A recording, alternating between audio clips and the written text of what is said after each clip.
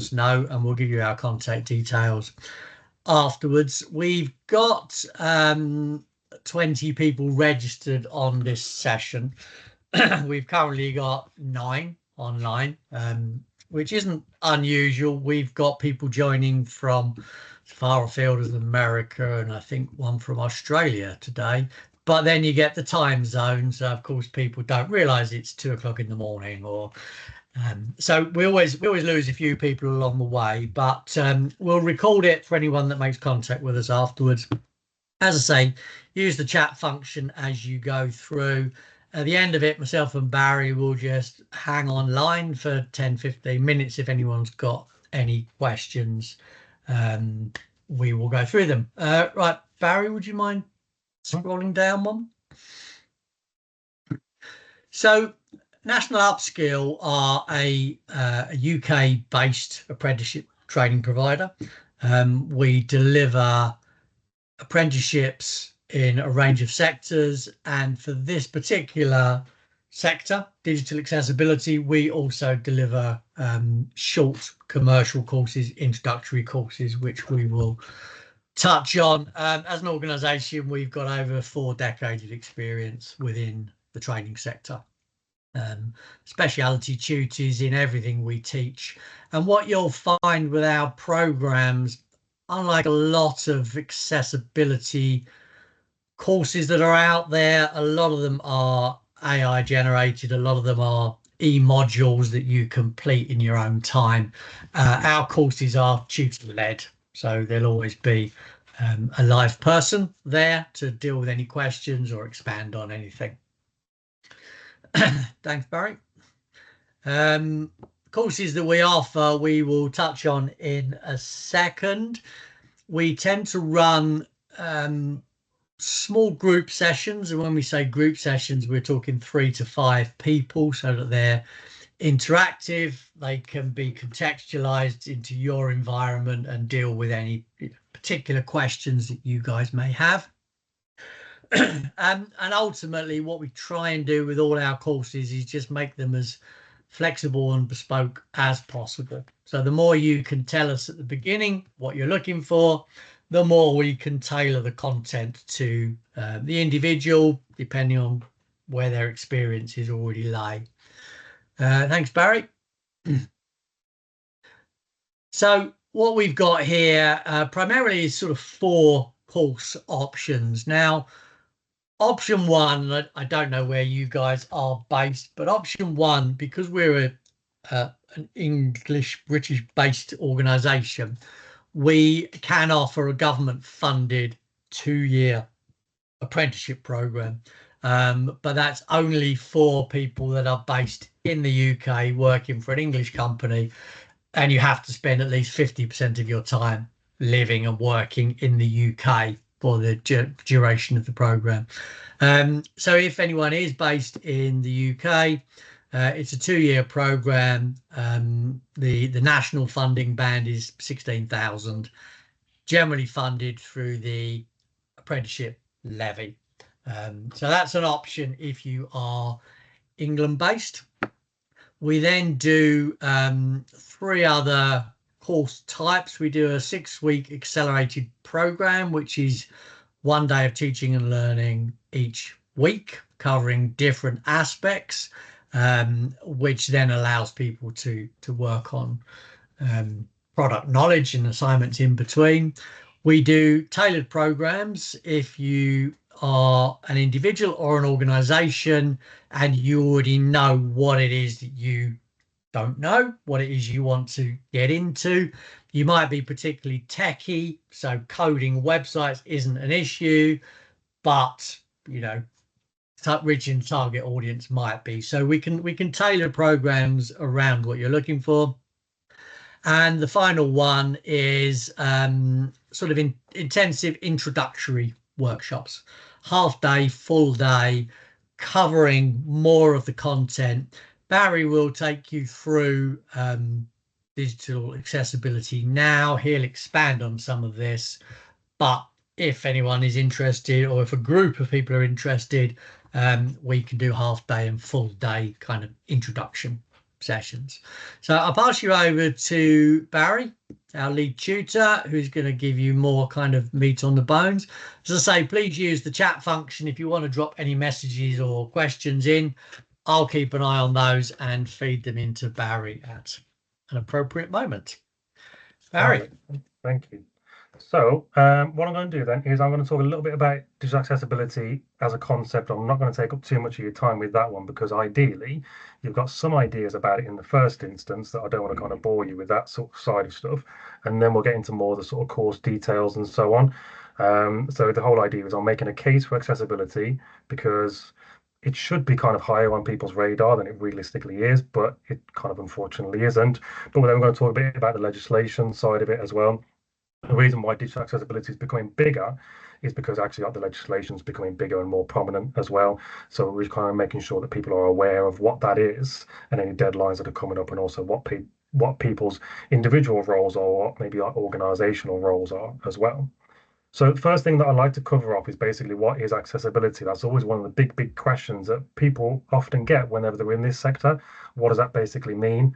And it just could be anything at all in terms of way that you access websites or you access digital spaces. So if you ever need to use anything additional to view something or watch something or listen to something, that's classed as accessibility. So if you ever need to zoom in on an image, that's classed as accessibility. If you can't focus on the screen because of the glare, then you might need to change the settings. That's classed as an accessibility function. And these go right through to using subtitles. So we use those very often now with social media because people don't like to listen to it with the sound on if you're in a busy place. So they put the subtitles in, and that is helpful for everyone, but also it's going to be helping people with individual disabilities as well. So something that has helped someone or was designed for someone for a disability is actually now being used whole scale for everyone. And that's the big thing that we find with accessibility. You make something which is probably designed for disabled people, but actually it's going to benefit everybody.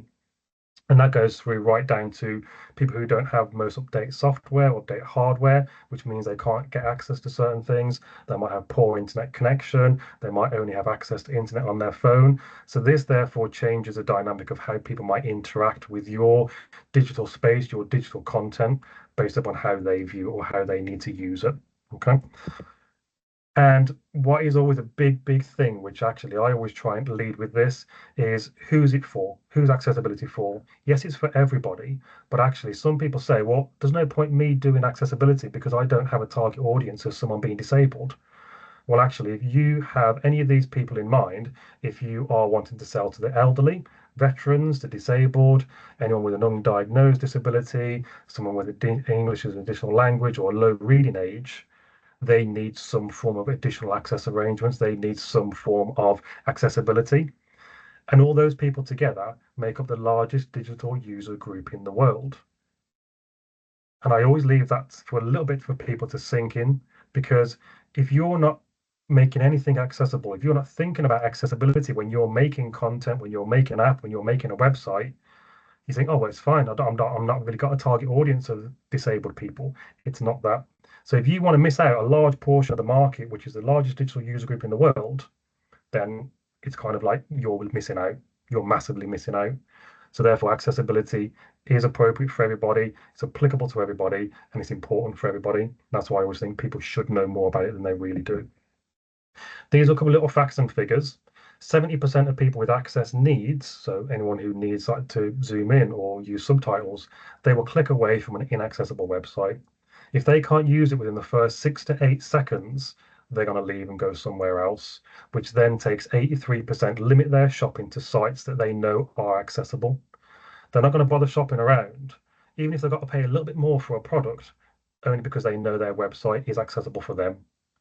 So therefore, this is why it's always really big. If you are accessible, you are going to get those returning customers. You're going to get that brand loyalty. So therefore, it's really important. 86% choose to pay more for products from accessible websites, like I've just said, because yes, they know they can probably go elsewhere, but actually they can't access the website. They can't view things. They can't access certain websites. They can't access certain functions of it. Therefore, they're going to keep going where they know they can. And 8% of users will contact the site owner about accessibility barriers they experience. A lot of the disabled people and other people are very, very resilient, a lot more resilient than they probably should need to be. So therefore, they basically have to just they kind of get on with it and they don't really complain, even though I always tell them they should. But unfortunately, that's often the way it goes. So that's the case for accessibility. We'll go a bit further. Why accessibility? Well, we're in a digital world. It needs to be easy for everyone to access things, increases inclusivity. If your website is not accessible in certain areas, it's going to appear lower down in the search engine. So, for example, if you're page 5 of Google and you see why is someone page 1, I mean, yes, you can pay agencies and they'll find ways of you boosting your ratings on there, but chances are it's because certain parts of your website aren't accessible. Therefore, they're not going to boost you up in their Google ratings. As a legal requirement is increasing a lot more, and it also demonstrates commitment from you as a brand, and therefore people will probably have that brand loyalty to you as well as a result of that. This is what accessibility is not. It is not a button or a function. Okay. More often than not, whenever I speak to people, they say, well, I don't need to put someone through a course to give them accessibility lessons because I've got the WordPress accessibility function, or I've got an AI that does this, that, and the other. They will, if you are lucky, they will hit about 30% of accessibility errors. So therefore, they'll fix 30% of problems, which means that people can't access your website, which means you've got 70% left over, which means that people probably still can't access your website, even though you've got this tool or you've got this add-on or you've got this AI tool. Okay. So therefore, the human element is still there. Yes, you've got AI and all the rest of it, but that's in its infancy. You need to make sure that people are looking at this. You can have automated tests, but you also need a human. It's as simple as that. You can't get away from a human. It's not a button or an accessibility function. If you're catering for one disability, yes, it's a good start, but unfortunately, it's not be all and end all. People think that it's not a quick short-term fix. You can't buy something very quickly and add it onto your website and say, that's it, job done. It's a bit longer than that. Accessibility is not only for people with disabilities. So, for example, I mean, we all use, all these different functions, for example. So I'm partially deaf. I don't consider myself being disabled, but I know in certain circumstances I need additional things that I might be using. So therefore, it is for people that you might not even consider to have a disability. Accessibility is not expensive or time consuming. Our big thing, which Stuart started on talking about, is that we are trying to make ourselves affordable. We've seen many courses out there where they pull people's teeth out because they need to put these courses in. Actually, that's not what we do. That's going against the whole idea about accessibility. We need to make it affordable. If we want to make an accessible world, we need to make sure everyone can access the education in the first instance. Education is the great empowerer. Simple as that. Okay. And it's not simply about legislation. So, sorry, my screen keeps doing weird things. So is accessibility worth the investment? Hopefully I'll start to give you this idea about yes, it is. If you look at these Venn diagrams here, you can see compliance is basically the legal side of stuff. Culture is about what people's attitudes are, and the education might be about your workforce. Okay. If you are looking at your website and saying, how can we improve our website to make it accessible? It will fit in that tiny circle there in compliance. You've therefore got the rest of compliance to look at. You've got the rest of the culture to look at. You've got the rest of the education to look at. Looking at your website is not the be all and end all. You've got to look at the bigger picture of this as well. And if you start to look at the bigger idea about where's the legal requirements, how do we educate our workforce, how do we educate myself, for example, it enhances user experience and it increases usability of your digital space, which in essence is going to increase traffic, it's increasing your market reach, it's increasing your potential revenue streams. Okay. Don't like to come at it from the money angle, but let's be honest, that's the realistic world that we live in. And if you're doing that, you're going to be catering to these individual populations, the aged population, disabled users, low reading ages, mental health issues, English as an additional language. It's not for just someone who might be blind or someone who's visually impaired, for example. It's always there's loads of other people that this will apply to. It's a very increasingly sought after experience. Okay, looking at if you do a very, very quick Indeed search or LinkedIn search, digital accessibility will come up very highly everywhere. There's all different companies doing this, that, and the other. People looking for this person, people looking for that role. It's a very, very increasing sought after skill, and that's because it's becoming a bigger thing. It's increasingly becoming everyone's responsibility. If you've got a whole organization, You've got your managing directors at the top, down to some people who do remediation, for example. You've got people in the middle who are the web developers. They've all got a part to play in accessibility. If they create a bit of content, if they create a document, they've got to make sure it's accessible. You can also work towards an IAAP qualification, which is an industry standard. So it's the International Association for Accessibility Professionals. You can work towards that as well. We're definitely going to be there to help you with that as well. It's definitely something which obviously we would encourage you to start doing as well. This is always a big one, all right? No matter where you are, these are the big money ticket numbers that you need to be looking at. Again, I don't like to come at it from the crass money point of view, but this is unfortunately the world that we live in. Something that's called the purple pound in the UK. So basically, people who are disabled, they have about a potential buying potential of 249 billion pounds a year.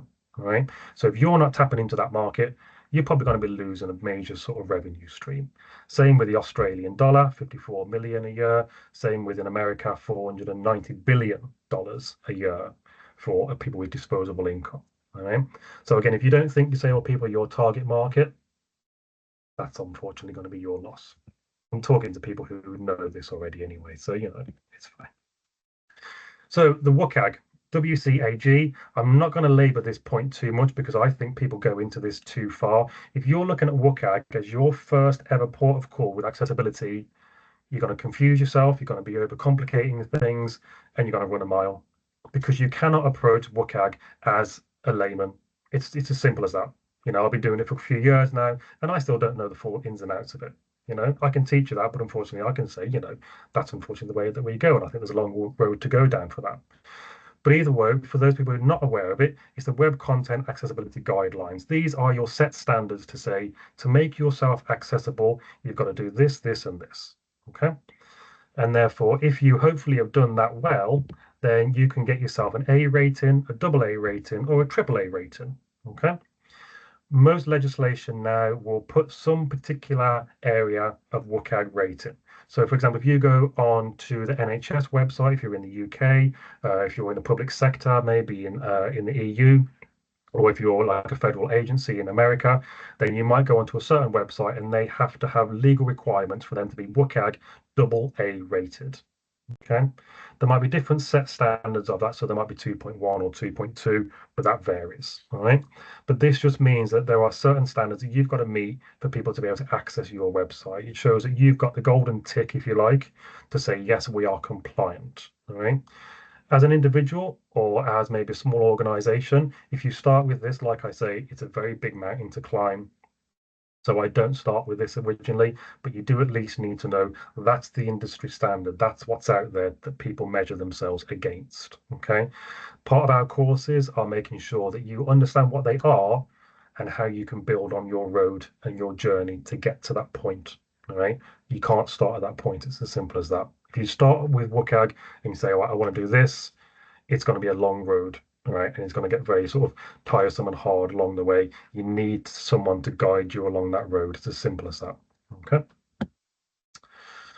So legislation then, again, I'm not going to bore you with this one, but it is very, very important because there's a lot of bigger legislation that's coming up. Okay. With the UK, the Public Sector Bodies Regulations Act, the PSBAR, this was introduced in 2018. So for someone who was in government, so central government, local government, the NHS, their websites and apps had to be compliant by 2018. So they had to meet the WCAG 2.1 standard. Right, that's kind of been and gone. That's still ongoing in a lot of areas, but basically that's been there for a while. Then you've also got the UK Equality Act. This one is making sure that there's no discrimination for protected characteristics. And in our case, it's going to be disabled people. So this is the actual word. It's got, you've got your website has to make reasonable adjustments to ensure disabled people can access services, including websites, as easily as non-disabled people. And this applies to everybody. This applies to any website that you might be setting up, because if you set up a website and a person can't access it, then they can take legal action against you. All right, there can be like forces to say, yes, you need to do this, this, and this. If you continue not to comply with this, then that's where there could be legal action on the back of that as well. Okay, so that applies to everyone at the moment as well. That is always there. Next one, you've got the European Accessibility Act. So the 2018 one's already in existence. That one's for the public sector. The big one that's coming up, which everyone is talking about, you only have to click on the LinkedIn, look for accessibility, and this June 28th, 2025 deadline appears an awful lot. And this is for private businesses now. Okay, this is for the private sector. So any products, services, or digital platforms that are being used need to be accessible. There are certain little caveats to this. So, for example, if you're a micro enterprise, if you don't do cover certain areas or a certain amount of money that you might make, for example, then this won't apply to you. However, people think it's the EU, and therefore it doesn't apply to someone in the UK, for example, since Brexit, or someone in Australia. But actually, if you sell any goods, products, services to the EU, then you will be part of this Accessibility Act and you need to comply to this act. Doesn't matter where you are headquartered, you have to make sure you are compliant if you are selling to a European-based audience. Okay, so that's the very important one that is coming up. It's a big, big, big one coming up. And then the American one, this one's been around for a little while, so Americans with Disabilities Act, so very similar as well. Anything that's like a public accommodation, so restaurants, hotels, websites, with a private employers with 15 or more employees, then you will be part of this needing to be compliant in this particular WCAG area as well. Right. Section 508 is the equivalent of the public sector bodies in the UK. This applies to like their federal agencies or their public sector, if you like. Okay. So that's just a very quick whistle stop tour on those legislations. I didn't want to go too far into that, but it just shows this is the span, this is the scope of why this should be important, and this is why it should be on your radar. Okay. And therefore, part of our courses are making sure you understand this, understand individual legislation if you're in a particular area, and how we can work with you to make sure you are being compliant in that or understanding compliance in that area. So these are just a couple of different things for the European Accessibility Act. Again, I'm not going to go through them all in depth, but it just gives you an idea. So any audio visual media accessibility. So if you create a video, you have to make sure it's accessible through closed captions or audio description. Banking, if you're in the banking sector, so you need to make sure that your banking services are being accessible. That includes physical, such as ATMs. So it'd be interesting to see how ATMs change over the next few years. Assistive technologies. So if a blind person will be using a screen reader, for example, you've got to make sure that your websites and your apps are going to be compliant with that, that they can actually interact with those screen readers. Not a lot of them do very well. So therefore, that's a big thing that people need to consider. Electronic communication. So if you're setting up emails, for example, or if you have maybe like you're making the software for these particular email communications, then you need to make sure that it's being considered for accessibility, and also e-commerce. So if you're buying and selling things on a website, particularly to an EU audience, you've got to make sure that that whole process from start to end is accessible. All right. An awful lot of these are not. So it's good to see this is coming in for legal reasons. So obviously June 28th, like I've mentioned, is part of that deadline. And these are just some quick little caveats, which I've previously already mentioned anyway. So any business with at least 10 staff and a turnover of 1.5 million. Now that sounds like a lot, 1.5 million, but actually for most companies, that's not really a lot. It applies to any business that trades in or with the EU. So UK can still be part of this, if obviously depending on your organization. Any companies headquartered inside or outside of the EU, you must comply. UK specific equivalent is committed to by the UK government, but they've not given any details as of that just yet. All right. Chances are they're going to be waiting to see how this one goes as a trial run, and then they might come back to it in the next couple of years, next couple of decades. We don't know. Hopefully sooner rather than later. So just some quick little things then before we start to delve into the actual nitty-gritty of the courses that we're going to offer. So a digital accessibility specialist can do these things and many, many more. There's no one particular sector that this applies to. We're not saying that it has to be a web developer. We're not saying it has to be a UX designer. All right, we've got quite a few different current learners that are from very different sort of areas. So they're content creators, they're UX experience managers, and so on. So there's loads of different areas you can come at it from. All right, but you've got to understand accessibility guidelines. You might have an awareness of technical skills such as HTML or JavaScript. You need to be looking at digital security, because unfortunately, people who use assistive technologies or disabled are more likely to be victims of identity theft or some sort of security breaches than someone who is maybe non-disabled. Project management, this is the big one. We basically tell you how to start from point A and get yourself to point B and point C and point D. All right. You need to identify where you currently are and where you want to go on this accessibility journey. That's what we can offer you. Spearhead adaptive strategies. So how can you work with your learners or work with your audience, work with your market to find out what it is that you need to do for them, and how you can conduct workshops. To test a website for someone who's disabled, you will have to hold a workshop or a focus group or do an audit. All right, we'll teach you how to do that and when to actually include certain people, certain disabilities, and so on. Okay, it's basically working with the people that you want to work, your audience. Okay, these are just a few different areas that we will cover with regards to someone who is going to be doing digital accessibility and therefore use that title as a specialist. So these are your four offerings then. The first one is the apprenticeship. Okay, this one again is the one that's just restricted to people within England. We may be able to look at maybe kind of doing some of the different bits and pieces of it, maybe repackaging it, but that's another conversation for another time. Okay, so the IAAP, this is the industry aligned professional qualification. Okay, so it's an 18 to 24-month program. It's fully government funded for levy employees. So you'll probably need to speak to your employer about whether that's you or not. Even if you're not, then you can get 95% of that funded, and therefore you've only got to pay that 5%. All right. So it builds all the skills that have basically previously been mentioned. All right. So it's the fact that it's IAAP aligned, which means that obviously it's been a course that has been accredited by them, it's been professionally recognized by those guys, and therefore they've included things in it that they think a accessibility specialist would require. Now, we know that's very limiting because obviously some people who are on this call who maybe aren't in England or they don't want to do the apprenticeship or they can't do it for 2 years.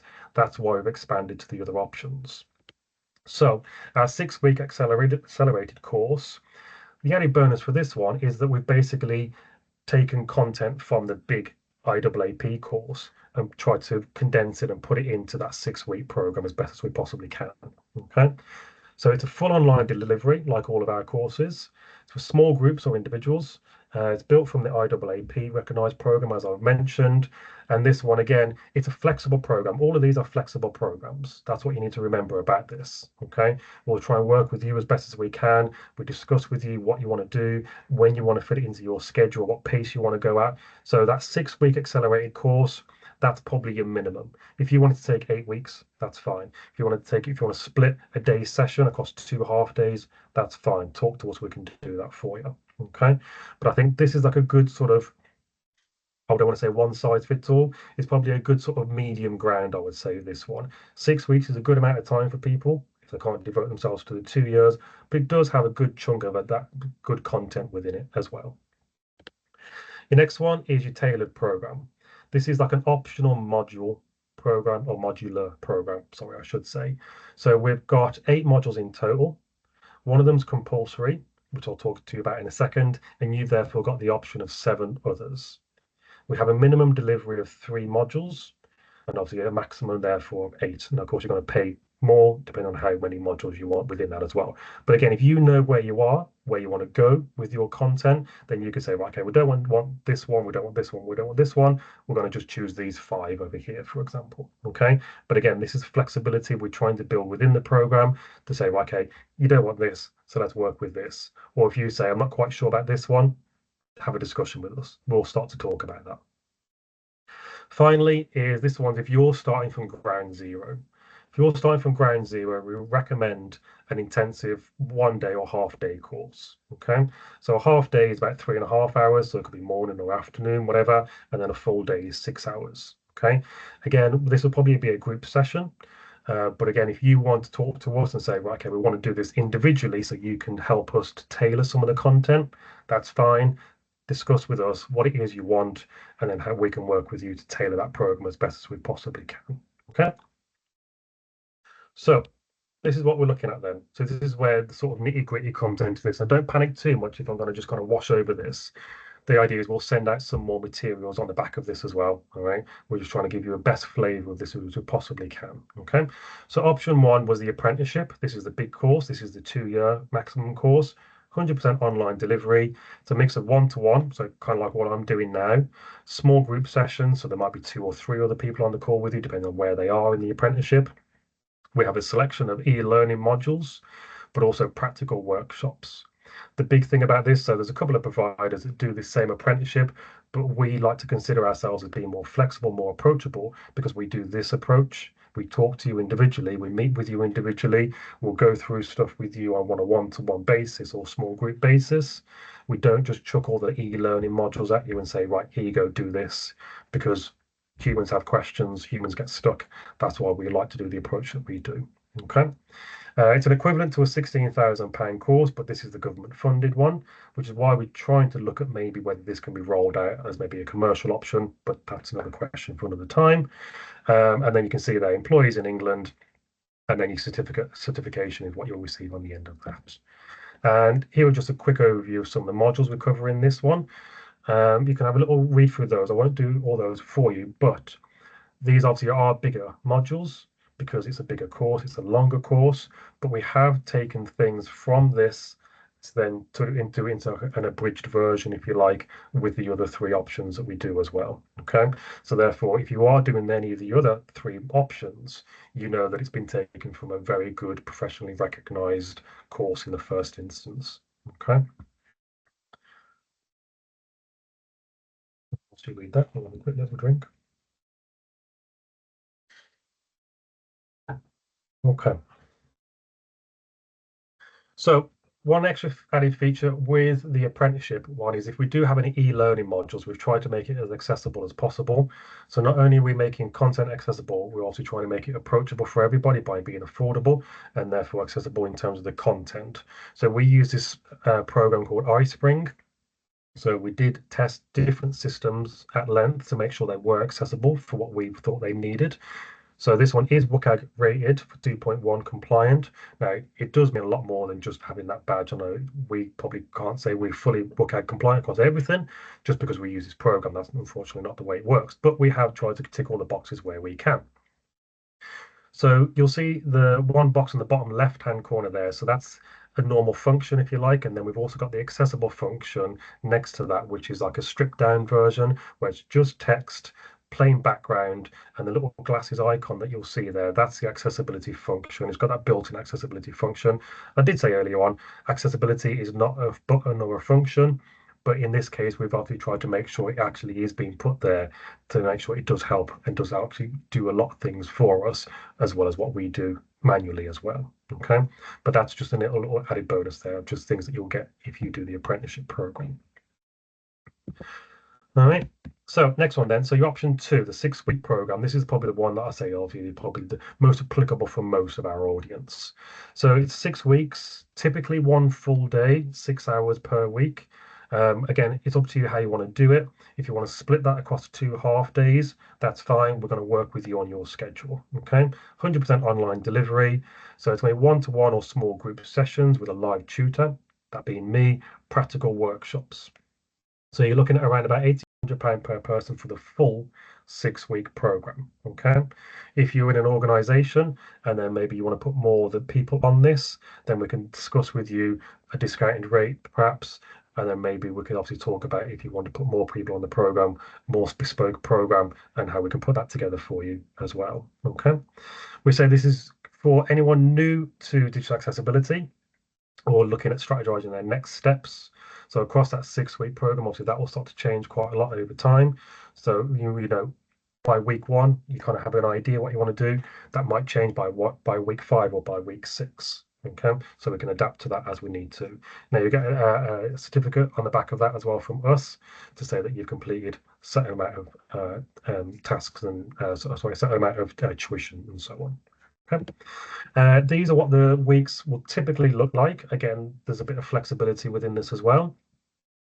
So you've got disability awareness, guidelines such as WCAG, accessibility. You'll be looking at legislation as part of that as well, project management, creating accessible resources, foundations of assistive technology, and practical testing. Okay, so again, it's up to you how if you want to chop and change some of those around, that's fine. If you want to do a bit more on one than other, again, there's that sort of flexibility built into the program where you can do that as well. And option 3. This one is a tailored program. This one was one where you have your choice of your modules. So there's a minimum delivery of 3 modules. So there's 12 hours per module. So again, you're probably looking at around about 2 full days per module. But again, that's just a typical amount of hours of tuition. If you want to spread that over a certain amount of weeks per module, that's fine. Obviously, people have holidays and all the rest of it. We'll work around that. That's the way it works. Again, small group sessions, about 3 to 5. Same way, hosting live tutor with me. And then it's going to be about £1,800 per person for minimum course delivery of 3 modules. So that's 36 hours of tuition. If you want to do the full delivery of 8 modules, that goes down to £4,500 per person. Okay. But again, talk to us about that sort of way you want to do this and how you want to change these things around if that's what you're into. Okay. So there's one compulsory module, which is disability awareness and categorization. So I feel as though there's no way you can get around that one, given the nature of this whole course. You can't get around that. That's not the way it works. There's quite a few courses out there that try and skip out disability awareness, which I still have no clue why, but they do. Then you've got legislation, creating accessible resources, and then the other options are all up to you. Okay, like I said, there's 8 modules there altogether, one compulsory, and therefore all the others are optional on the back of that as well. And then we'll be into our final option. So final option then is the intensive workshop. So this is the half day or full day. All right, so they are basically 2 separate sessions. So you've got the same sort of delivery model. So we're looking small groups with a live tutor. So £300 per person for the half day, £500 for the full day. And again, this one's realistically for anyone new to digital accessibility. All right. If you're starting from ground zero, this is where we suggest that you start. If you've maybe done a little bit already, you've got a bit of awareness about it already, we'll probably suggest maybe the tailored program, or you've got your option 2 as well. So this is the full day schedule, just to kind of give you the full idea of what it will encompass. So common accessibility issues, considering the user groups, that's the disability awareness, plotting the end-to-end accessibility journey, so where you are, where you want to go, guidelines, security and accessibility, assistive technology, and any practical hands-on workshop with any sort of time that we've got. So this one's the sort of one-to-one element side of this. So we say, like, okay, if you want to do this, we'll show you how to do it. If you want to do that, this is what you could do. Okay, so those are the 4 options, right? So there's obviously a lot there for you to kind of take in and digest. Like I say, we will be sending out some extra materials for you a bit later on as well for you to have a look at, including the recording if you are after it. Next steps. So we're going to be in contact individually to assess your interest and your suitability. Now, what we mean is we're not trying to exclude you. The whole idea is making sure that the program is right for you and it's been built for you. Okay. So then we'll have a one-to-one information and advice and guidance gathering session. So we'll look at what program contents you might be after, what specific requirements, any sort of learning package, any accessibility requirements you might have. Then it's a sign-up process to make sure we've got any support that you might need as part of that as well. Tell you what the future dates are, work those around you, work those around your schedule, and then you've got your first session. Okay. Whole idea is we'll be in touch with you as much as we possibly can, have as much communication with you as we possibly can to try and make it as flexible. We don't have a cohort intake as such. We don't start, the beginning of May or the beginning of June. It's with you and for you. That's a simple way it looks. Okay. Couple of upcoming events if you want to keep in touch with us, if you do want to kind of keep track of things. We are all on LinkedIn, as everyone is nowadays, so you can follow National Upskill, myself, Barry Williams, or Stuart. We'll all post the same sort of stuff. But in 2 weeks time I'm going to be hosting a taster session. So it's not this sort of introduction to the course, it's actually like a taste of what the course looks like. Okay, so we'll do an idea about what digital accessibility is, some guidelines and so on. And then 4 weeks after that, there'll be another one which looks about the project managing digital accessibility. Okay, I'm going to try and do these quite regular. So it's going to be 2 week intervals. So we've got an open session now. Then in 2 weeks time, we'll have a taster session. 2 weeks after that, will be another open event. 2 weeks after that, taster session. 2 weeks open event, and so on and so on. Okay, so keep an eye on us on LinkedIn. Keep an eye on us on Eventbrite. There's always bits and pieces that are going on there. Okay, so there's loads and loads of things, and there's loads of things obviously for you to take in and digest. So I'm very, very aware if obviously you don't have any questions right now, there probably will be things that come on later on. All right, but there are a few different bits and pieces for you to have a little think about. But again, we will try and circulate as much information as we possibly can for you. Okay, so as I say, I'll leave it there. I can go back and have a look at certain things if you've got any particular questions about anything. If you don't want to put your mic on, that's fine. If you want to just put it in the chat function, if you want to have a think on things and send us an email later on, that's fine. Chances are it will probably be Monday where we'll send some information and some materials out for you. All right. So, but again, if you are desperate, then by all means, send me an email. You've got my email address because I did send you out the link earlier on. But other than that, that's pretty much me. We're going to hold on to the call for another 5 or 10 minutes. So just in case anyone does have any questions on this, if they want to find out anything more about individual packages or whatever that may well be, then like I say, we will be hanging on for that time being. Stuart, do you have any final words? No, that's great. As you say, there's no questions at the moment. So what we'll do is we'll take the presentation down. We will just hang on 5-10 minutes. If anyone's got any questions, just unmute yourselves and come and ask us. If not, thank you ever so much for your time. Anything you think of in the meantime, do let us know. You've got our contact details at National Upskill. So I wish you all the best with the rest of your day. Thanks very much, guys. Thank you. So we will be here.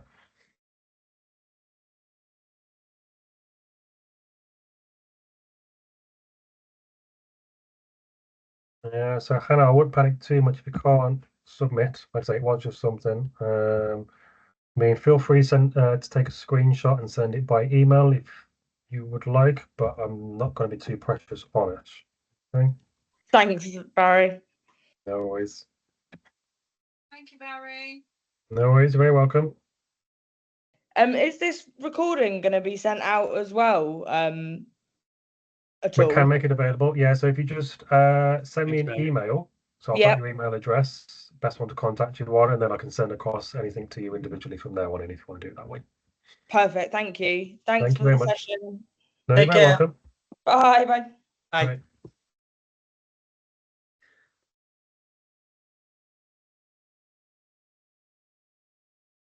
Any questions from you guys? I had a question, but I can see Mohammed's had a question before me, so I don't mind Okay, waiting. Mohammed, have you got a question for us? Sorry, right, yeah, so I just put in the chat. Thanks for answering this question, but how is this much different from DQ University? So with the differences there, so I mean, we're not trying to compare ourselves to anyone in particular. Like I said, we developed this program as part of an IAAP program as the apprenticeship. That was our kind of like founding basis, if you like. That's where we started off.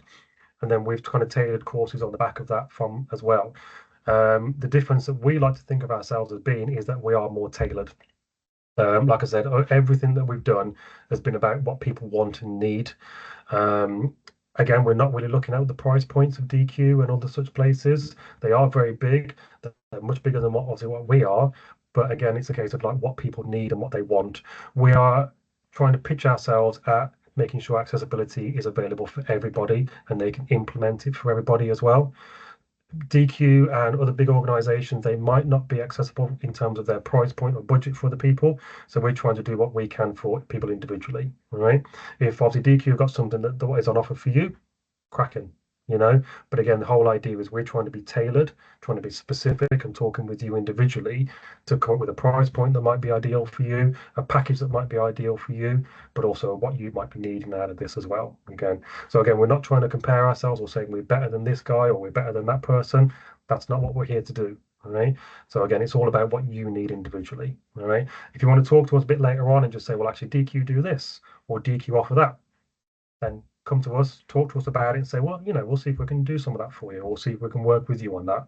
That's what we're here to try and do for you. Okay. Accessibility is our approach, approachability and flexibility. That's what we're trying to deliver for everyone. Hopefully that answers your question. All right. Thank you very much, Mohammed. Yeah, I'd like to say, get in touch if you want to talk to us a bit later on, have a bit more of an in-depth conversation. I'm more than happy to do that with you. Hey, thanks for your time. I wanted to ask about eligibility around freelancers. So I'm contracted, is that the right word? Contracted with an agency, but yeah, so how does that Yeah, is it? What's my eligibility? Where are you based? Manchester, Oh, okay. So Liverpool. so you're in the UK. I'm in the UK. Yeah. Unfortunately, apprenticeships are employer led. So to do this, you have to have an employer. You have to have effectively you have to have a line manager because you're being sponsored by your company. So it doesn't. One of the only sort of self-employed apprenticeships, bizarrely enough, is taxi drivers, because of course that's what they do. Yeah. But no other apprenticeships allow you to be self-employed. You have to have a mentor, because whilst you would attend training sessions with Barry, tasks and assignments and activities and workbooks and SCORM packages and all that sort of stuff, you have to be in a role where you're also developing those skills, which you probably would be as a consultant. You do sort of web design and digital content, is that sort of thing? User research. Oh, okay, yeah. Okay. So that's a certainly a big part of the qualification, but you would need access to all the component parts if you were thinking about it as an apprenticeship. Okay. So I don't know who you're sort of working freelance for, whether there's any possibility of them taking you on the books, but you would need to have an employer. Okay. Individuals aren't allowed to contribute to apprenticeships. No apprentice pays a single penny towards an apprenticeship. It has to be funded by the employer and delivered during working hours. Those are two of the funding rules. So being with an agency, that doesn't class as being my employer because I'm still freelance, is it? I assume, do you invoice the agency or do they? Yes. Yeah, so you are self-employed technically because you're invoicing the agency. We get this quite a bit with web designers, content creators, people who want to expand their knowledge, because this is certainly, it's not a new concept, digital accessibility. As Barry said, in the Equality Act 2010, it's all in there. But it is a really fast emerging sector. There are more consultants, agencies, specialists out there. There's more short courses because people don't really understand it. So it's slightly more complicated than a lot of apprenticeships. If you wanted to lay bricks or put tiles or fix cars or build trains, people know what those are, but this one is a lot more bespoke. So unfortunately, the apprenticeship route at this moment in time doesn't sound like a go unless you can get an employer, go onto someone's books, and go from there.